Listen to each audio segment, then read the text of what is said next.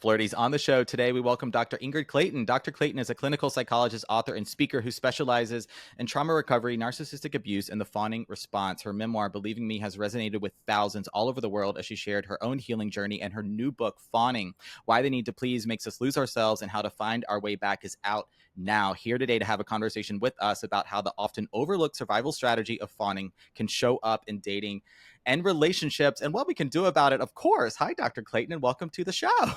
Thank you for having me. I'm happy to be here. Thanks for being on the show. I'm really excited. I've been following you for a while, and I love your work. Congratulations on the release of Likewise. Fawning. Thank you. I'm over the moon. Thank you. Yes, I'm sure it's been a hectic time. Yeah, it's a Yes. whole lot of fun getting a book out there. I'm just glad people can finally read it. I'm curious to also to always learn a little bit about someone's creative process. So as we get into the about you section of the interview, Yeah. I'm just curious what it was like. This is your third book, Yeah. but what's the process like, or kind of how do you go about this? Yeah. Well, yes, it is my third book, and each one has been so different. So, Mm-hmm. my first book was based on my dissertation research into spiritual bypass and 12-step recovery. I was so Okay. fascinated, and I was very lucky to get to transform my dissertation into a book that was like a Mm. million years ago now. And then I thought I'd never write another book. It was like one and done.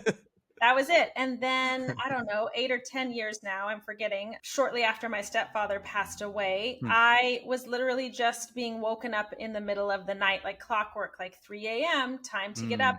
And I had to write down all of these memories from largely my childhood, but also my Mm-hmm. adulthood. And Mm-hmm. it was a process that went on for years and years until Mm-hmm. ultimately what happened is I could see my own story through a trauma therapist's eyes. Oh, And after okay. sitting on various therapist couches for many years and taking Mm-hmm. all the trainings and doing all the workshops, I could finally validate my own story and see that I had complex trauma and I didn't Ah. even know it. Mm-hmm. And I thought, if I'm living with all of these unresolved sort of symptoms and I haven't really found the freedom from it that I would like to, and now I know what it is, how many people are living this way and don't realize it, right? Because Yes. trauma was Yes. still reserved for this idea of like these acute, very obvious events. It's a car Mm. crash, it's a natural disaster, or sexual assault. My Mm-hmm. story was much quieter than that in a way, right? Mm-hmm. As is true for most people. It's like Yeah. if you have emotional abuse or narcissistic abuse, neglect, all of these things that I had, it sort of felt like, well, Benjamin, I don't have real trauma, right? But what we Mm. now know with complex trauma is, yes, you do. The body, the Yes. body metabolizes those day in, day out experiences over time, the same Okay. way that it does these acute events. Mm. And so I self-published my memoir after working Yeah. on it for 5 years. It was the best thing I ever did, in part because, and this sort of speaks to the Fawning book, Mm-hmm. rather than waiting for someone else to validate me and my story and what Mm. happened and to say that it mattered, I had to take it in my own hands and say, yes, it does. And Yeah. even if nobody reads this, I'm doing it for me. And Mm. so it wasn't even just writing the book that freed me, Mm-hmm. but it was taking it that next level and saying, I'm going to self-publish it, even if I'm the only person who reads it. And of course, that's not what happened. But Many people read it. yes, Yes. but still the essence of it was like having my own back, showing up for myself in Okay. a bigger way than I ever had before. And it was really that book that led to this opportunity now with Penguin Random House to do a Wow. deep, deep dive Mm-hmm. on the fawn response, because that thread, of course, was woven into Yes. my memoir. Yeah. Yes. And we're going to get to the fawn response and what that is, getting into trauma and complex trauma, Yeah. how the fawn response may be different than people pleasing. Lots coming today, but I want to hear a little bit more about your story and your memoir, Believing Me, and just what that experience was like. Like we sometimes gaslight ourselves a little bit, right? Like, oh, it wasn't that 100%. bad. Yes. Or, oh, well, they have it worse. Yes. But as we start to just, it might be self-awareness, it might be just giving ourselves permission to feel, it might be just getting back into our body, so to speak. Mhm. Like, what was that experience like for you of writing Believing Me? I mean, depending on the day, Yeah. there were days that I would like shake my fist at the universe, like, take away this obsession. I don't want to do it. What is this for? Right. And Yeah. then I would wake up the next morning and it's like, I have to keep going. It was truly a calling. And actually, I see this a lot with the clients that I work with, is that your healing process will reveal itself. And often it's in this very unique, very personal way for you. Mm. So mine happened to be sort of, fleshing out my story over years in the writing process. Mm-hmm. But I can see now that, we say that the senses are the language of the nervous system. And one of the modalities that I use in my practice is EMDR, which Yeah. we use bilateral stimulation, which is right, left rhythmic patterns in order to help the brain process traumatic memories and move them into sort of logical, rational memory. Mm-hmm. And I realize now that even through the writing process of mapping out these memories, almost like a scene when you're writing, I had to bring my senses online. What did I Okay. see? What was I noticing? I'm writing about it and I'm typing, which is right, left, bilateral stimulation, right? I didn't Yeah. think about these things at the time, but in hindsight, I go, oh my gosh, isn't it sort of genius how this all hangs together? And there was something about seeing my distant past, really my childhood, Mm. sitting next to what was a lifetime really of these heartbreaking relationships. I just felt like I cannot have a healthy relationship to save Mm. my life. I lived there for so long and I didn't know why. Mm-hmm. And suddenly having these things sit next to each other in story form, I could see the connective tissue in a way. Okay. um, but to another point that you're making in terms of maybe not being able to see it or self gaslighting, Mm. um, trauma is not defined by the event. And I think this Okay. is where a lot of us get stuck. We go, well, was that event bad enough? Um, Really, 10 different people could experience the same exact event, and Right. some would walk away with trauma and some would not, right? It Mm. comes down to all these other particulars and personality and the resources that you had at the time, like Yeah. what enabled you to kind of get through unscathed. So the markers really for trauma are more about the symptoms that you're living with now. Okay. So I didn't even really need to go back and flesh out my story as much as if I had just continued, if I had honored the symptoms that I Mm-hmm. was still living with. The whole story was right there in black and white, like my hypervigilance, like, Yeah.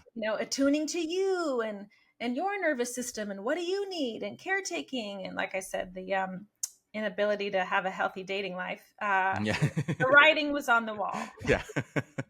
All right, this is really interesting. I'm connecting a few new dots here where the trauma, okay, it's not about the specific event as much as it is about how you experience it and then how you continue to perhaps re-experience it in the present moment. That's right. It's how the Okay. event overwhelms your nervous, Okay. right? And part of that overwhelm is Uh-huh. that the past still feels intrusive. It doesn't Okay. actually move to past tense at all. It feels like it's happening now. It's Mm. happening now. And if Okay. I feel like it's happening now, well, guess what I need? I need a little defending from that. Yes. Enter the trauma response, right? Okay. Trauma responses are designed, they're hardwired, they're, Mm-hmm. built into our beings, to protect us from threat. Yeah. So if I'm not only living in a constant experience of feeling threatened in my own home, right? Mm. But now I have this constant overwhelm in my body. It makes sense that a chronic trauma response is now in the driver's seat, almost like Yeah. defending me before I get out of bed in the morning. Whether I'm in a safe or unsafe environment, it does not matter. My body's like, I'm not going to let that happen again. Okay. And the trauma responses, there are the big three, but really the big four, where I feel like the ones we've heard of are fright, flight, freeze, but your new book all about the fawning I love response. hearing you call it the big four. I have not Yes. heard that yet, and that's going to be my Ah, favorite thing. oh, Yeah, fantastic. Yeah. it was like all of us have heard of fight, flight, and freeze, right? It's Yes. like, Hmm. okay, forever. And then one day it was like, psychology as a whole, the mental health field decided to finally give some credibility to the fawn Hmm. response. And I'm so grateful because, in terms of relational trauma, it's Yes. the most common, it's Mm. so pervasive. Hmm. It's the one, in part because we weren't sort of naming and honoring it, but Right.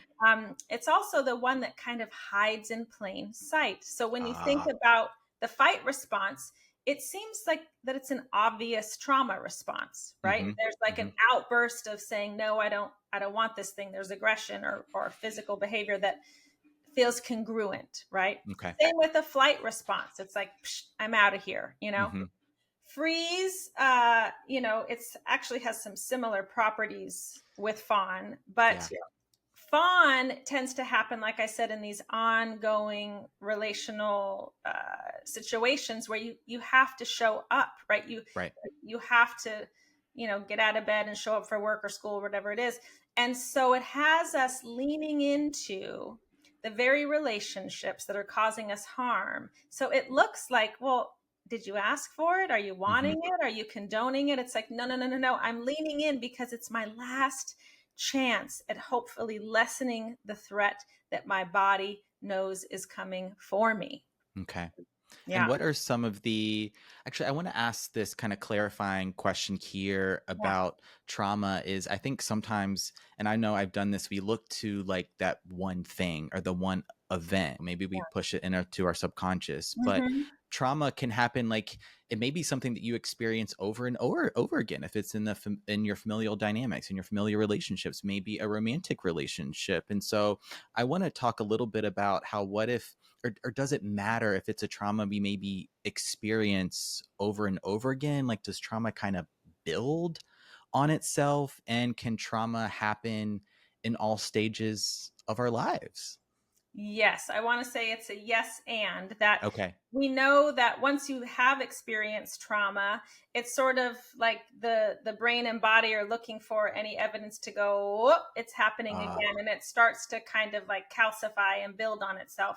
And it can happen in any context. okay. It can happen in childhood. It can happen in a toxic workplace. It can happen Mm, in dating and relationships. It can happen in larger communities, in religious trauma, or mm-hmm. think about fawning in particular, this idea that in order to belong to the community that maybe Yeah. holds my whole world, I have to disavow all these aspects of myself. Mm, It's any time that we're in this double bind where I need the job or I need my caregivers or, whatever it is. mm-hmm. But in order to maintain that connection, I'm Okay. losing access to my whole self. That's the bind that we Okay. are in. And I say, the body will always choose safety and survival over self. It doesn't Yeah. care about your opinion or your goals. This is reflexive, hardwired survival, right? And Mm, to me, that aspect of fawning was the thing that finally allowed me to make sense to myself because you say to people, well, Benjamin, just set a mm-hmm. boundary, you know, Yeah. just why would you care what someone thinks about you? Just raise Mm-hmm. your self-esteem. And then Mm-hmm. I go, oh, okay, how many affirmations do I have to do to raise my Yeah. self-esteem? Right? How many workshops do I have to go to until I feel good about myself? Yeah. And those things never worked. And now I Okay. know why. Because there was a deeper, more primitive, more complex thing going on that doesn't, like I said, doesn't care about my opinions of a thing. So we have to go into the body, go into the roots of these behaviors. That's where healing Okay. has to lie. Okay. And then at the end of that process, maybe we have more capacity to Yeah. set boundaries and have a voice. But when we start there, we're setting people up for failure. Okay. All right, let's spend some time now looking into or describing what the fawn response looks like, because I know there's going to be some questions where like some of the words that I heard you mention so far are this like attunement, kind of this Yeah, very much like noticing the needs of others, and in dating and relationships on the surface, that's not bad, that's right. right? So Yeah, when does it become the fawn response? When does it problematic. become about Yeah. kind of that, yeah, the problematic, that re-experiencing of what is a trauma? So it can show up in different ways. It's context dependent, but Okay. generally speaking, there tends to be an appeasement quality, like who do you Mm, need me to be, right? And a okay. caretaking component on the other hand. So the caretaking might be like, well, you're totally unavailable or neglectful or absent. So I'm going to kind of show up for you, do the work for you. I'm carrying all the load. I'm going to endow you with resources you don't even have. I'm sort of hoping and waiting that you're going to come online and Yeah. sort of stand in the trenches with me. The difference is essentially that when we are fawning, we don't feel like we have a choice. It's like Okay. your needs are the priority, and it actually feels like I hope that my needs will be met if your needs will be met, but I must prioritize your needs Hmm. first. But what happens in that cycle is essentially self-abandonment, Okay. and it can leave us waiting a long time to Yeah. have our needs met. But it's with this feeling of like, well, but it's going to happen any minute now, right? So to your point, yes, a lot of these qualities that what I call fawners, chronic fawners, Hmm. have, right? We are the cheerleaders. We are generous. We volunteer. We're open hearted. We can Yeah. feel your feelings and we can get in there. Quite frankly, it's what led me to be a therapist, right? It's sort Uh, of like I'm good at my job, probably in some part due to my education, but largely it's my long term training as a chronic fawner of going, I okay. can feel what you're feeling almost before you're even feeling it. And these are wonderful qualities, but they have been hijacked by the fawn response where we almost don't get to exist without them. So, one Okay. of the ways that I talk about fawning, it's like our whole sense of safety is outside of our body, right? So, it's like, do you like me? Do you give me permission? Do you validate me? And the problem with that is there's no me in that equation. I see. Okay. So when you think about dating, we're way more interested in like, do they like me than we Yes. even have time to wonder and be curious, what do I even like about them? Hmm.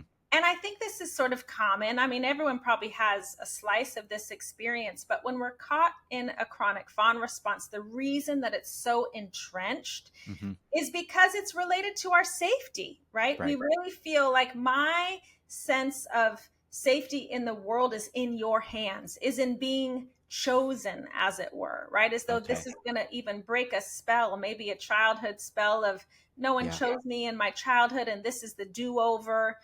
And it's kind of the recipe for trauma reenactment as I say it out loud. I'm realizing that we're sort of leading into that territory, but that's the biggest difference. It's sort of, do I feel like if I wasn't being so generous and kind and curious and tell me all about you, do I feel like I could still exist in this relationship without it? Or Mm. what would happen if I didn't agree? If I had a Right. difference of opinion, or if I thought the person across from me was being an asshole, right? It's like, am I allowed to be a whole person? Okay. All right. So a couple of the key distinctions I feel like I'm hearing are that fawn response being about survival in many ways, Yes, looking for that safety, also feeling like you don't have a choice, almost like it's an instinct to do 100%. that, and this complete like externally driven, externally focused kind of mindset where yes, it's about do they like me versus do I like them, but also everything becomes about the other person, right? What do Yeah. you want? What do you need? What kind of dates do you want to go on? When are you unavailable? That's when I'll be available. That's right. It's That's right. okay. Okay. Yeah, you painted the perfect picture. Yes. Okay, good. Because there's people don't talk a lot about this. I I think the know. only one. Right? There's a few of us now, A but few of we're us. leading Okay. the charge for sure. Yeah. All right. So now we're going to, as we do on Flirtations, like talk about sometimes the same thing, fawning, in a Yeah, few different ways, of because course. I know I need to hear it from a few different perspectives. And so one of the Yeah. follow-up questions here that I know the flirties are wondering is, how is this different from people pleasing? Or are they maybe one and the same?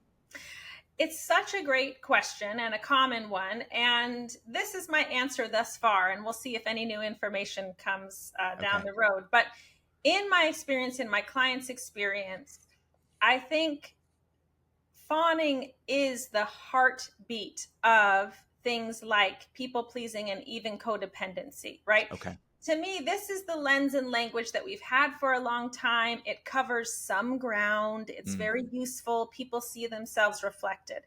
But what's gone missing in both of these terms, people pleasing and codependency, for me, is broadening the context out in two directions. One is back into my physiology, right? That I have a nervous system. There's deeper roots to the people pleasing than certainly me just wanting everyone to be happy all the time. Yeah. Okay. So it's not a conscious choice, in other words, right? Okay.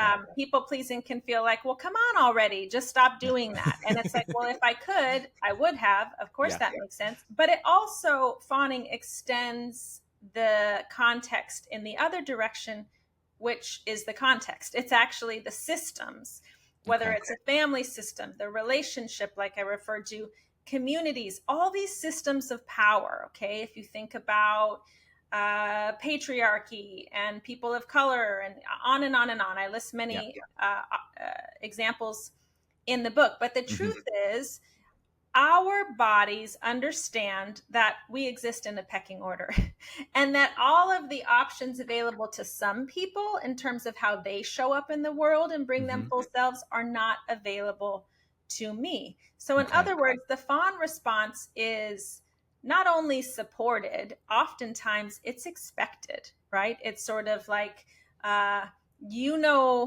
your place in the world and what's going to keep you safe and when you're going to step over the line. And so fawning for me, it just allows us to see this bigger picture and go, well, of course my body fawned. Why wouldn't it fawn? If you look at not only my hardwiring, right, that we are hardwired for relationship and to stay safe.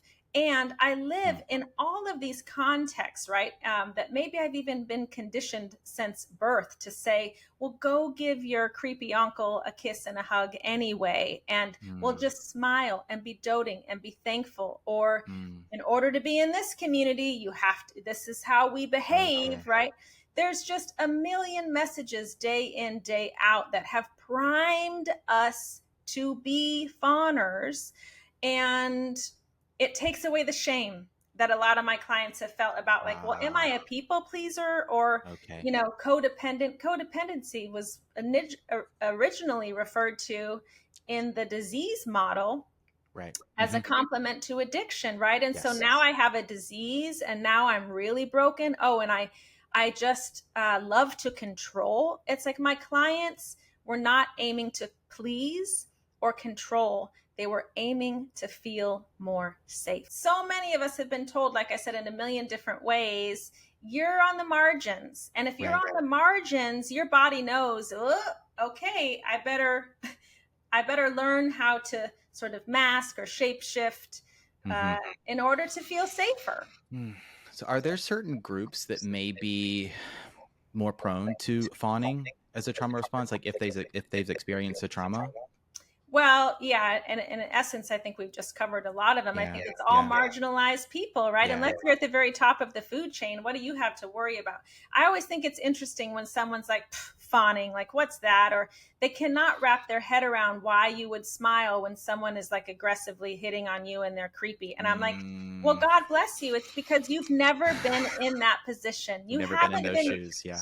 you've never been disempowered a day in your life. And okay, that's cool, but don't now be telling those of us that have been that we're meant to do it any differently.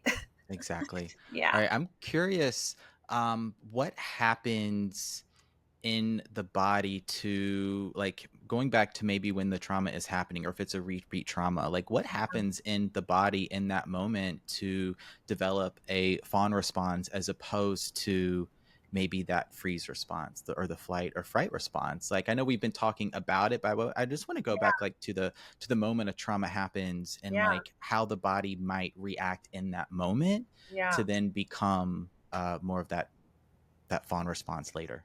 So it's so fascinating. The body chooses, like, in a nanosecond what response feels like it might be the most successful. Wow. And Okay. some of that is based on what worked in the past. So a part of my experience, and I think this is a common experience, is that maybe you did, for instance, try to lean into a healthy fight response, which might be speaking up and saying, this isn't okay, or I need help. And in my case, when I did that, it made things worse.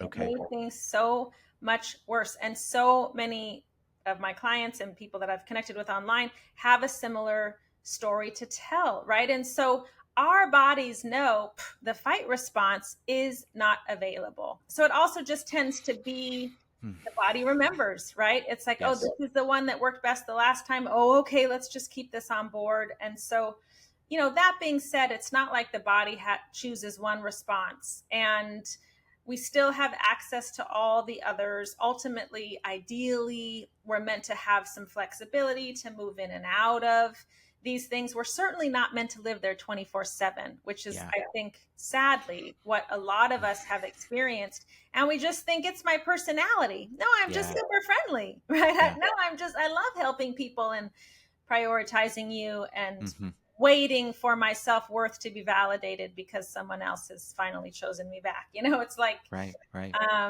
I'm curious now because I want to hear maybe about some of the differences between fawning and masking. I think some of the flirties might be wondering about that distinction because yes, they probably have some awareness around masking. They're like, oh yeah, I do this all the time. And then there's also this notion where when we're dating, we kind of, we put on our best foot forward, so to speak, right? Yeah. Are you referring to masking from a neurodivergent perspective, or tell me what your lens and language is? I am thinking of it from the neurodivergent perspective. Yes. Okay. Yeah.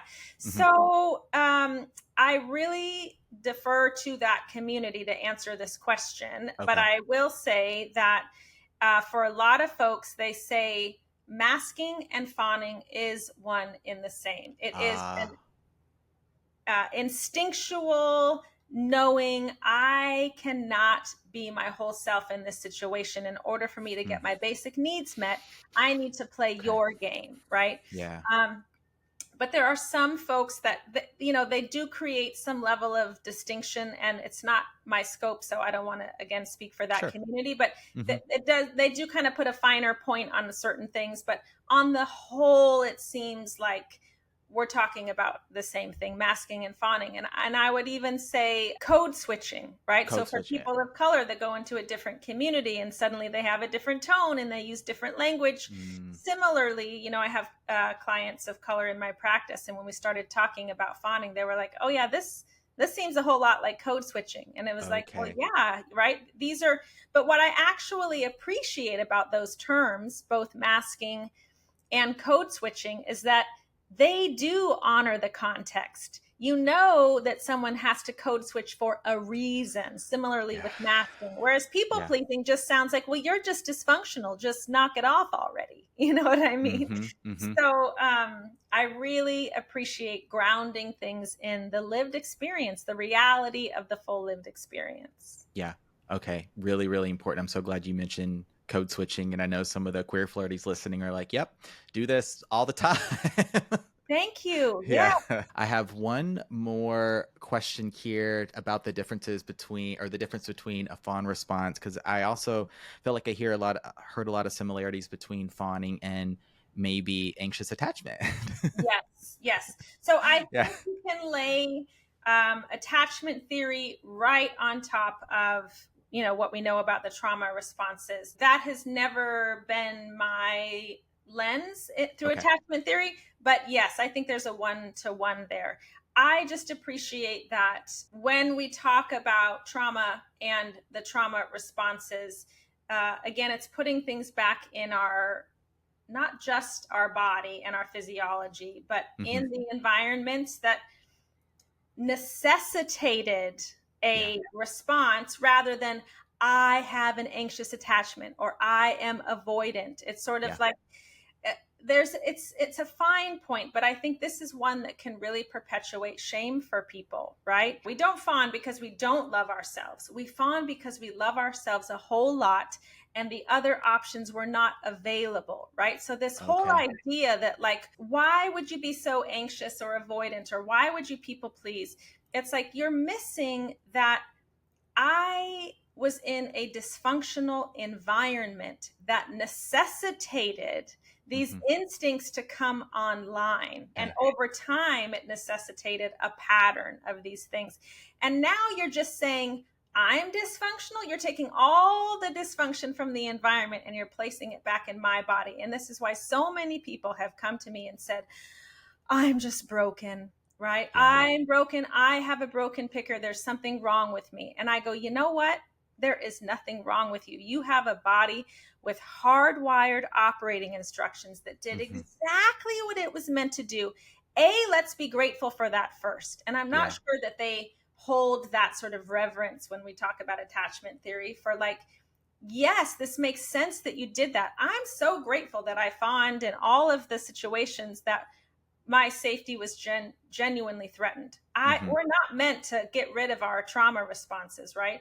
Okay. And we are also not meant to live within that framework day in and day out. And so I do want us to move towards more flexibility, certainly, but it has to start from a place of going, I made sense to begin with. There's nothing wrong with me. Yeah, and I love that your work and the frameworks you work with really help people move beyond that place of shame, like something's wrong with me, like I'm broken. And so now as we transition the rest of the conversation to talk about some of those healing strategies, I want to start with like, what happens when you start to come into awareness, like with people you work with, of like, wait, I was so convinced for so long, right? Something was wrong with me. I was looking for the fix, the solution, right? Yes. And then realizing that, it's there was nothing to quote unquote fix in the first place. Right. What? It's a bit of a mind fuck. Can I say that? But it's also, yes, because it's exactly that. Yes, it's also so heartbreaking. It's why, as a therapist, I tend to lead with my personal experience. I really try just to be a human being in the room, because otherwise I'm playing into the same thing that you're talking about, this cycle. It's like we're chasing our own tail. What's wrong with me? What's the answer? What should I do next?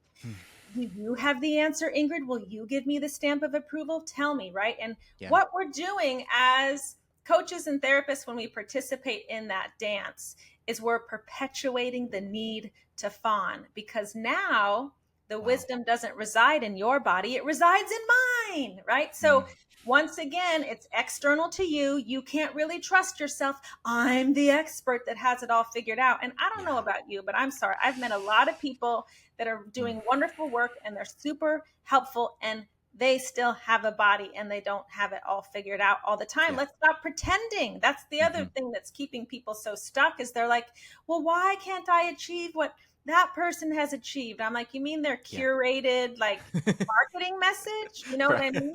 Yes, I know what you mean. So just this idea, I mean, the eyes like bulge out of their heads when they kind of really grok this, like, wait a second, you mean even mental health has kept me stuck by convincing me that there was another solution or another path or another thing if I try? And I go, yeah. And believe me, I was chasing my tail right alongside you. Why did I get 3 degrees in psychology, right? It was part of that very same, like, maybe I'll get the answer and then I'll finally be normal, whatever that means. It's just a lie. Yeah. I can relate. I can relate to that so so hard. I want to get to a couple more questions. Yeah. One that's on my mind is a moment ago you mentioned, and this was just sort of like talking about the eyes bulging out of your head. Yeah. Like, what? When you said the fawn response is really a love for the self in Yes. many ways. But I'm also trying to balance that with this notion that fawning can also cause a loss of the self. And I so know. how can we sit with those two truths? Well, I'm going to answer that, but I want to say that actually, I think what I also love about looking at fawning is this paradigm shift where we are moving out of binary options in like a million Ah, different ways. It's not okay. like I'm healed or Yeah. I'm fucked, right? Or like Okay. I'm safe or I'm unsafe. It's sort Yeah. of like it's all of this messy middle gray area goodness that's, that we're all living and swimming in every day, but we want to button up and pretend that it's different. And I think what you're saying is the fawn response, it, it is about survival. It is about the body turning to the most likely response to lower the threat as much as possible, Okay. grateful for it. And it becomes maladaptive when fawning is there no matter what is happening in my life, right? It's sort of Hmm. like I'm fawning before I even have a sense of, is this a safe situation? Is this a safe relationship? It's like I don't even bring myself to the table to find out, right? Right. And underneath every sign and symptom of the fawn response is this level of self-abandonment. And you see, it makes sense, right? Like if I'm attuning to the person that's like coming for me and closing me in, and I'm like, no, no, no, no, no. Yeah. Remember, I'm a person and I'm tap dancing and I'm doing all the things to try to like, keep them at bay. Hmm. Obviously I'm having to abandon the part of me that's like, this person is an asshole and I want them to go away, and we're kind of overriding those larger values, but it's Yeah. still the best thing we can do at the time. So ongoing, when you're overriding your values and your opinion for so long to where you don't even know what these things are, like to me, Okay. it's the most heartbreaking thing there is. So fawning is a hybrid response. I'll just say this, maybe this definition will make that picture a little more clear. Hmm. Hybrid in that one part is a fight flight energy, the sympathetic nervous system. It's very Mm. mobilizing, it's Yeah. engaging, it's the part that leans into the relationship, right? But the other half of that equation is this hypo arousal. There's a dissociation, there's a disconnection from self, and these are happening at the same time. So Okay. long term, this disconnection from self is the most heartbreaking thing, right? And Yeah. so meanwhile, they're coming in going, well, I'm so broken. What's wrong with me? I'm like, there's nothing wrong with you. You just don't have access to all of you. And when we Right. have more access to all of you, it's like everything sort of comes back online, not just your boundaries, but your joy and your creativity and your, right? Yeah. It's like you feel alive. You're Mm. not just pretending and playing at a life. Like maybe if I get these titles or this house or this boyfriend, then I'll be okay. It's like you are living a life, Right. regardless of what those external markers are that someone else can perceive as you're doing well. It's like you could have none of those things and be the happiest you've ever been because you have yourself. You're the center Yes. of your own experience. That's the point, Mm. right? Of healing to me is reclaiming the self. And Yeah. when you do that, it makes all kinds of relationships possible that were never possible before. Wow. Reclaiming the self and just regaining access to all of you, those parts that have been shut down or shut off. I know the flirties, I can relate to the disassociation piece. And I imagine those that feel like they're hearing their experiences in this fawn response. We like, right, as my picker broken, like we're probably, it makes sense, we're picking not the best partners, probably. Yes, well, and also this is my experience, but this also gave me so much relief when I sort of understood it from this place that my entire sense of safety in Mm. childhood was built in a scenario where I was being exploited, neglected, Mm. and abused. So this is my roadmap, right? This is the Yeah. blueprint. This is So guess what I need, Benjamin, when I go out into the world in order to feel the safest that I've ever felt in my entire life? I need relationships and environments that exploit and trigger. And right. So I all of a sudden I go, well, no wonder I'm leaning back into those scenarios. And then you lay Yeah. on top of that what we know about trauma reenactment, which is Yeah. essentially the body going, just give me one more shot. I'm going to get it right this time. Right. I'm going to figure it out. I promise. That we feel that chemistry, the recipe, the kindling of our history, and we go, oh, it's like this do-over when you feel that rush of like, I've lived there for a long time. That feeling I of can just relate to like that as well. It's the like, crazy chemistry. Well, I was mhm. calling it crazy for a reason, because it was grounded more in a reenactment than it was the ease and the stability Yeah. and of being in a reciprocal, healthy relationship that didn't ignite all of that stuff. Yeah. And perhaps wanting to have that corrective experience. I think a lot of us with trauma have, of like, if I could just, if I could just, if I can't fix the past, but I could like somehow, if I could do the same thing maybe, but get a different result. Yes. And we say that saying, oh, that's the definition of insanity, right? Doing the same thing over and over and expecting a different result, which is true. But when I go, but here's why that makes sense, right? It's like survival of the fittest. Like, the body's just seeking, it's not even paying attention to what's working. It's paying attention to what didn't, so that we could like unlock it and do it differently. Right. Only it's not understanding the bigger picture, that unlocking it in this case means walking away. That's doing it differently. Not trying to sort of have them finally have the unavailable person choose me back, and it's going to change my whole life. Oh my gosh. All right. Before I send all the flirties your way to pick up the book, we got to end here. I mean, we're talking about it now, but healing, right? Yes. So I think, given the flirty some great mindset shift, a few things they can do, but wanna settle here on a few strategies to reclaim the self, right? Reconnect to all those parts of you that may have been disconnected for a little while. Yes. How do you do that? Well, and in essence, we're taking that external focus and we're bringing it internal. So one of the quickest and easiest ways to do that, you can do it right now. I'll give you two things, actually, my favorite things that I do with everyone. Okay. One is putting your own hand on your own heart. And if you do it skin to skin, like you do when a baby is born, you pick them up and you plop them on your chest, that releases oxytocin. And that's that feel-good bonding hormone. And this releases it by ourselves, for ourselves. And it's just this stance of self-compassion, like I exist. My body immediately changes when I do this. I just feel differently in my own skin. Mm-hmm. And both of us, we took a spontaneous deep breath, which means we're moving into more regulation. Oh my God. Yeah, I did that subconsciously. I wasn't even thinking. That's right. And it was spontaneous, which also tells you, oh, it's working, right? So that's more regulation, more attunement, more I'm in the present tense. And a second thing that we can do, I referenced earlier, the senses are the language of the nervous system. Yeah. You think about the animal kingdom, right? The animals are constantly attuned to their environment at all times. It's what allows them to feel safe. Listen, most animals in the wild, they don't walk around traumatized, and they're literally being attacked. They're literally every day, right?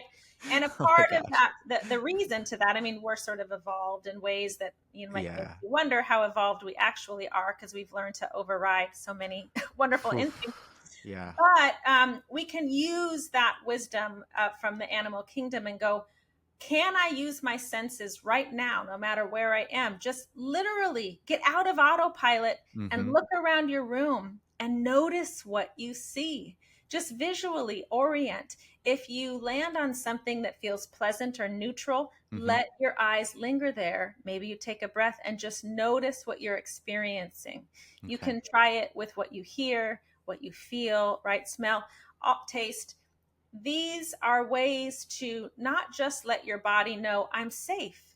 My body knows that I'm safe because I'm looking at this leaf out my window. I'm not like telling it, Ingrid, be safe right now. There's nothing going on. My body knows because it's able to linger on this leaf. And then that brings me into more present tense. So it's things like this that become the kindling for this reawakening this fire, right? Of like, Yeah. who am I and how do I want to be in the world? But it starts in these small but mighty ways.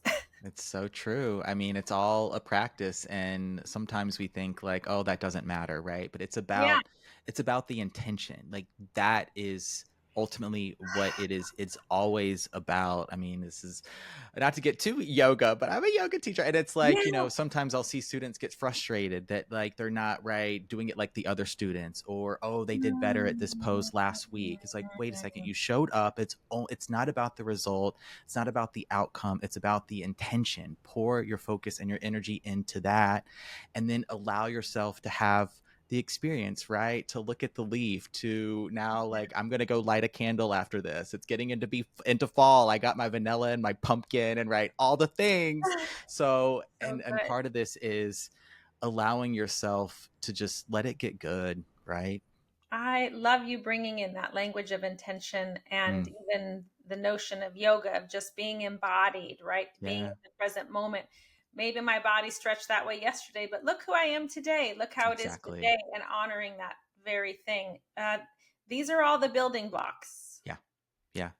All right, Dr. Ingrid Clayton, this has been just a fantastic conversation. I thank you so much for spending the time with myself and with the Flirties today. The new book, Fawning, is out. Where can everyone find it? In all the places? She is available in all the places, all the bookstores, online, Audible. Listen, I'm narrating the book wherever you Oh can my find it. gosh. Yeah. Fantastic. Congratulations again for the Flirties that want to follow you, check out your work, your website. Where do you live on the internet? IngridClayton.com and just my Okay. name. And then, yeah, all the social media and book links and all that fun stuff is there too. And this was so much fun. We took a Oh, wild good. ride today. We covered a lot of It's territory. That is what we do on Flirtations. I feel like sometimes I make spaghetti with my hands as I'm doing right now, but you know what? We always come full circle. The Oh, dots connect. completely. It was We fantastic. tell a Thank you. story, and the story today was about fawning. Thank you so much for being on the show today. I'll have all those links in the show notes below for this episode and send the flirties your way. Amazing. Thank you so much.